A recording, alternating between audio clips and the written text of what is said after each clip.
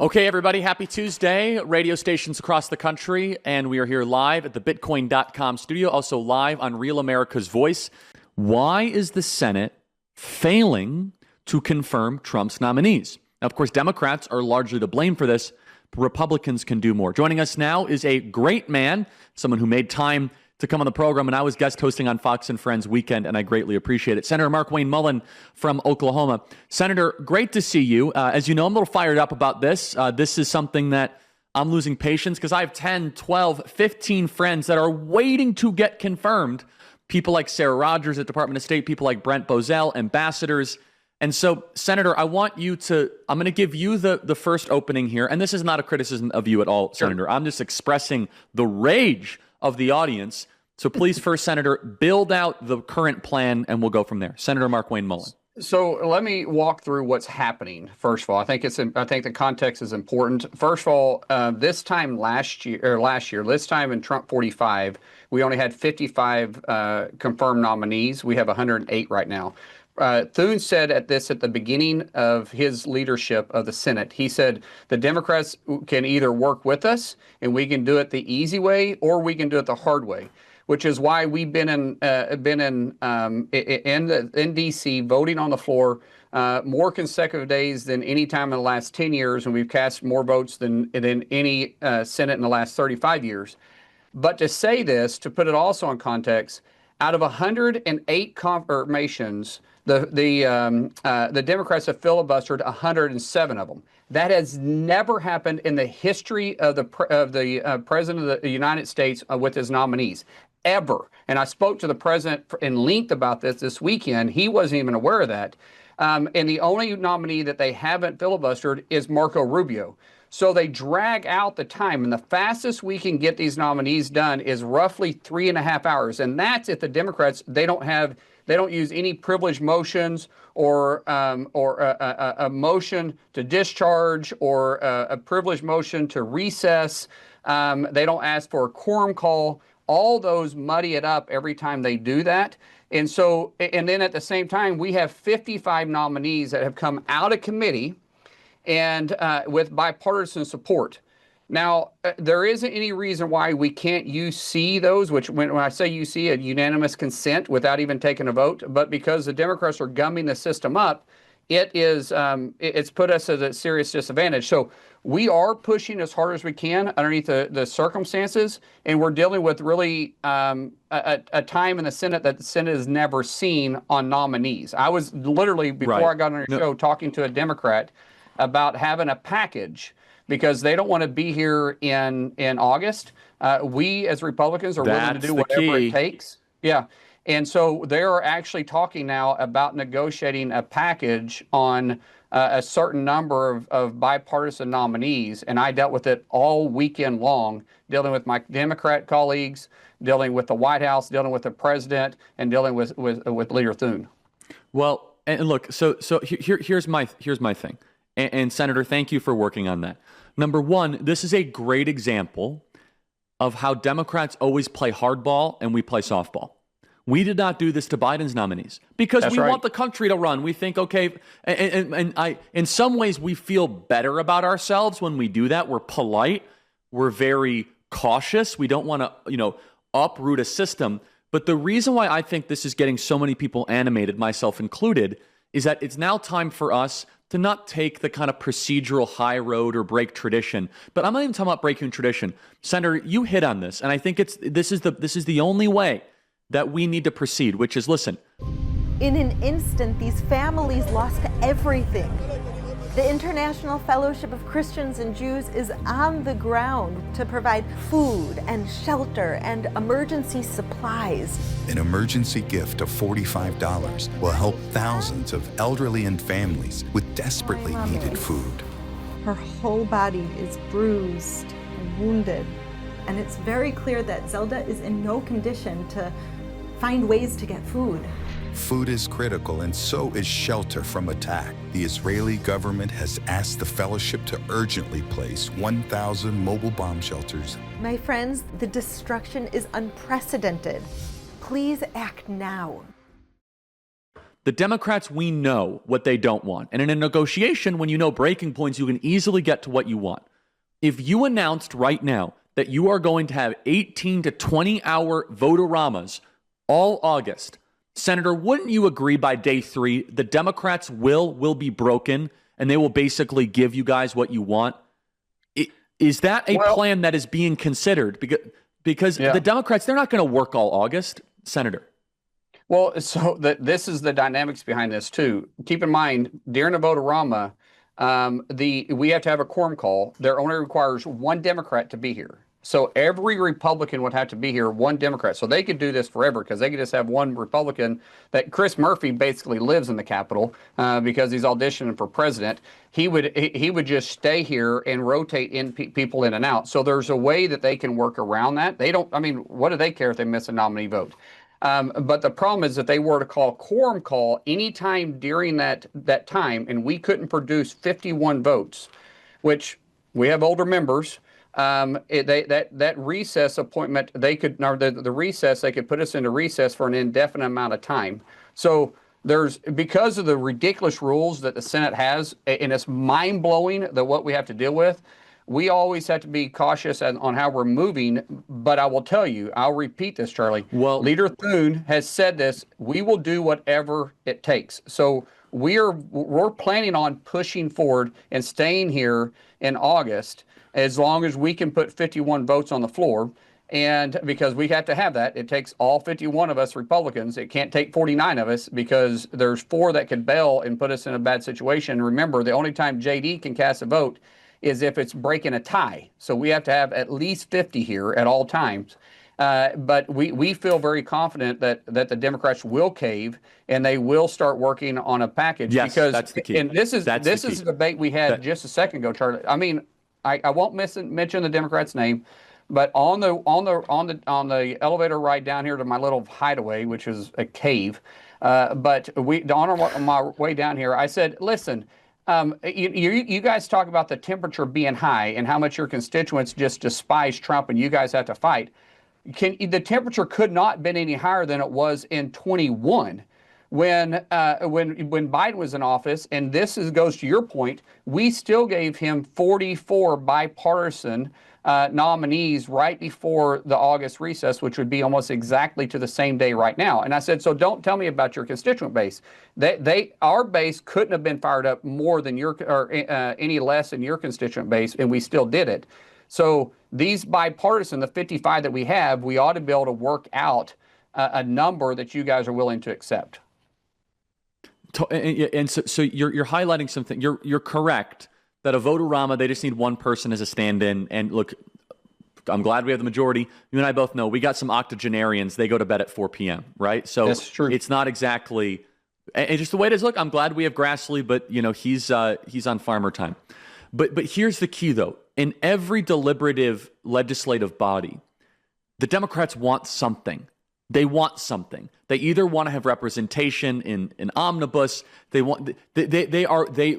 showing their cards. You have to withhold whatever they want. And sometimes you can force votes where they want to be present during the month of August. You get what I'm saying? There are some votes where they want to be present for, right? You guys can do committee hearings where they want to be present for. So you put together a massive deal that breaks their will and be like, hey, we're going to get our people. And look, I will offer a little grace to Senator Thune and to you guys. The one big beautiful bill, basically that was the priority, so it prevented some more nuclear options because everyone's like, hey, we got to get this big beautiful bill passed. We'll get to personnel once that passed. So I get that. And so that's what we want to hear. But by Labor Day, we want a clean roster. At the very least, we want to see it where Trump's imperative critical nominees are not just in a waiting place. Stay right there, Senator. We're going to go through the breaks. I want to ask you about, really quick, Senator, please. No, go. We'll talk about it after the break. Go ahead. Yeah, let's talk. We're going to go through the breaks. Just stay there right there.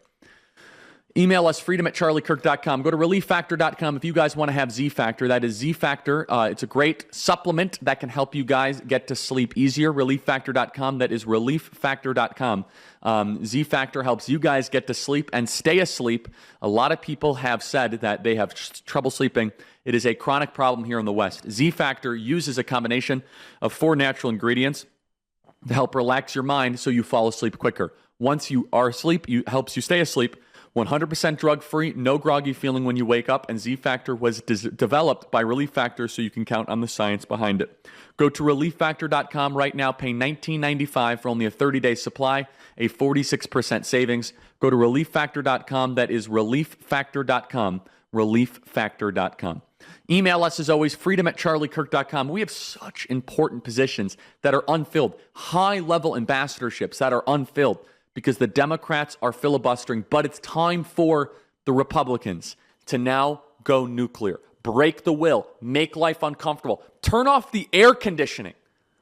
There's no constitutional thing that says you have to have the Senate floor at 66 degrees. So, yes, you're 100% correct on this, that it did create some issues, but to go nuclear on this and try to clear the slate, we have 180 nominees that have been reported to the floor.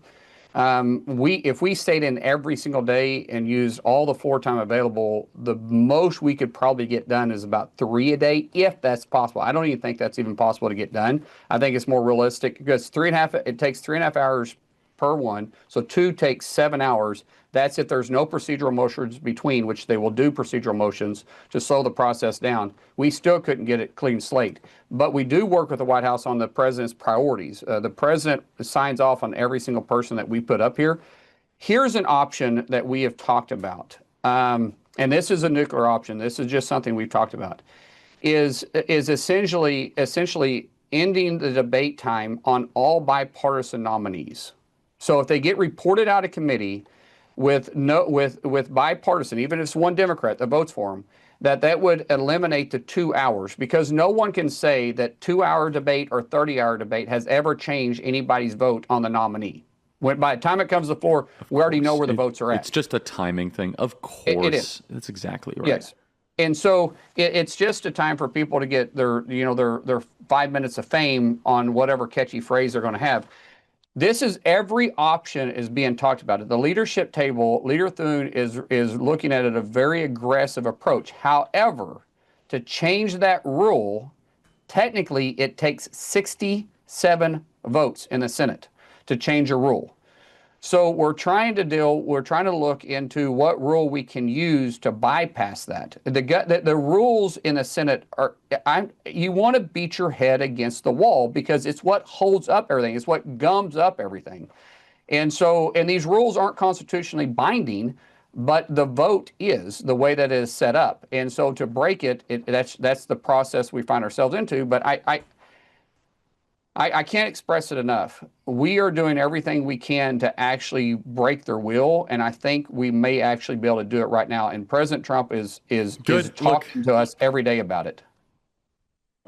Look, break their will, turn off the air conditioning, make life uncomfortable. If you make life uncomfortable awful. For them, and no, it's not that. Look, what they're doing is awful, though, Senator. They're thwarting popular sovereignty and the will of the American. Enough is enough. You turn the U.S. Senate into a sweat lodge. That thing gets to 87 and humid. They will come groveling to you. Seriously, you go do a little vote thing. They're gonna go. They'll send us back to Aspen. Send us to Kennebunkport. But look, we got to go in a second. You got to dash. Yeah. Here's the kicker, and I want you to tell your colleagues, guys, we're not talking about going nuclear to pass a tax bill. Okay. This is nuclear for personnel, and a president deserves to have his people. So therefore, the question is always, well, what if the Democrats use it against us? Well, if the Democrats want nuclear to get their people, and one day that they have a presidency, they're kind of entitled to their people, because that's the whole point of an election, okay? Yep. And so this is not like a tradition that's being broken that's going to destroy us in the future. This is not all of a sudden that this is a tradition that we're breaking, that one day they can pass the Green New Deal with 50 votes. That's not what we're talking about. Okay, they're the ones that are breaking tradition, filibustering every single nominee. It's simply about personnel. Senator, please go back to your colleagues and express the fastball that you just experienced on the Charlie Kirk show. 20 seconds. Yeah, you're absolutely correct on this. Harry Reid actually spoke about this in 99. Mitch McConnell gave a speech in 2017 that the presidents deserve to have their personnel in place. That's why we're looking at every option. I do want to defend one guy, though.